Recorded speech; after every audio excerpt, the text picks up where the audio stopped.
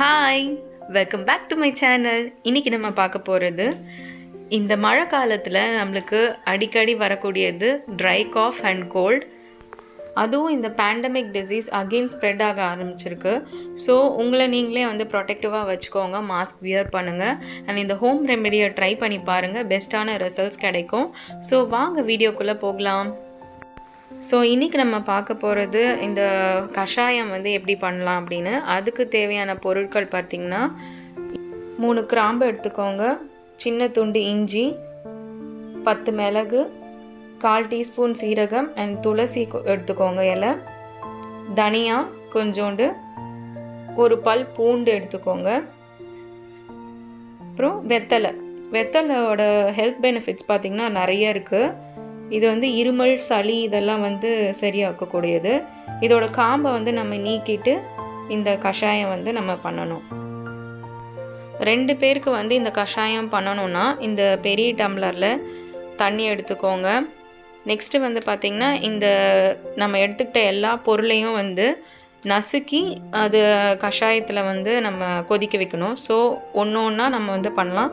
இப்போ இந்த வெத்தலையை சின்ன சின்ன பீசஸாக கட் பண்ணிக்கோங்க. ஸோ அப்போ தான் அந்த சாறு அந்த கஷாயத்தில் நல்லா இறங்கும். மூச்சு திணறல் இருக்குது அப்படின்னா நீங்கள் இந்த வெத்தலையை எடுத்துக்கிட்டிங்கன்னா உங்களுக்கு அது நல்ல ஒரு எஃபெக்ட் கிடைக்கும். ஸோ இதை நம்ம கிள்ளி போட்டாச்சு. நெக்ஸ்ட்டு இந்த தண்ணியை நம்ம ஒரு பாத்திரத்தில் நம்ம ஊற்றிக்கலாம். நெக்ஸ்ட்டு நம்ம ஒரு பொருளாக அந்த சின்ன அம்மிக்கல்லில் நம்ம இடித்து எடுத்துக்கலாம். ஃபஸ்ட்டு இஞ்சி துண்டு உங்களுக்கு ஏற்ற மாதிரி நீங்கள் எடுத்துக்கோங்க. பிகாஸ் ஒரு சிலருக்கு ஹீட் ஆகும். ஸோ உங்கள் தேவைக்கு ஏற்ற மாதிரி எடுத்துக்கோங்க. இதே மாதிரி அந்த 10 மிளகு, சீரகம், ஒரு பல் பூண்டு இடித்து எடுத்துக்கலாம் இந்த அம்மியில்.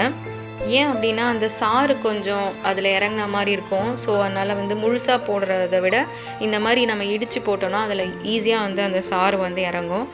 ஸோ இதெல்லாம் ஒன்று ஒன்றா நம்ம இடித்து அந்த தண்ணியில் நம்ம போட்டுக்கலாம்.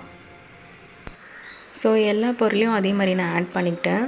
ஒரு சிலரால் கஷாயம் எனக்கு வேண்டாம், எனக்கு குடிக்க முடியாது, எனக்கு ஒரு மாதிரி இருக்குது அப்படின்றவங்களுக்கு ஒரு 1/4 டீஸ்பூன் டீ இல்லைன்னா காஃபி பவுடர் போட்டுக்கலாம். நான் டீ தூள் போடுறேன். ரொம்ப டீ தூள் போட்டிங்கன்னா ஸ்ட்ராங் ஆகிடும், அப்புறம் உங்களுக்கு குடிக்க முடியாத மாதிரி ஆகிடும். ஸோ அதனால் லைட்டாக போடுங்க. ஸோ 10 மினிட்ஸ் நான் சொன்ன மாதிரி பாயில் பண்ணிவிட்டு அதை ஆஃப் பண்ணிவிடுங்க. இந்த ஹோம் ரெமெடி நாங்கள் ட்ரை பண்ணிட்டு தான் சொல்கிறோம் ஃப்ரெண்ட்ஸ். என் ஹஸ்பண்ட்க்கு கோல்டு அண்ட் காஃப் இருந்தது, ட்ரை காஃப். ஸோ இதை குடித்த உடனே ஒரு நல்ல ரிலீஃப் கிடச்சிது. நெஞ்சில் உள்ள சளி எல்லாத்தையும் எடுத்துகிட்டு வந்துடுச்சு. இப்போது நம்ம கஷாயம் ரெடி. இது கூட நம்ம வெல்லம் சேர்த்துக்கலாம், இல்லைனா நாட்டு சக்கரை இருந்தால் நம்ம சேர்த்து நம்ம குடிச்சிட்டு வந்தால் நல்ல எஃபெக்டிவாக இருக்குது. ஸோ இந்த ரெமெடி உங்களுக்கு பிடிச்சிருக்கும்னு நினைக்கிறேன். ஸோ இதை ட்ரை பண்ணிவிட்டு நீங்கள் சொல்லுங்கள். என்னோடய வீடியோ உங்களுக்கு பிடிச்சிருந்தா லைக் பண்ணுங்கள், ஷேர் பண்ணுங்கள், சப்ஸ்கிரைப் பண்ணுங்கள், அந்த பெல் பட்டனை ப்ரெஸ் பண்ணுங்கள். அப்போ தான் நான் போடுற வீடியோஸோட நோட்டிஃபிகேஷன் உங்களுக்கு சேரும். ஸோ தேங்க்ஸ் ஃபார் வாட்சிங்.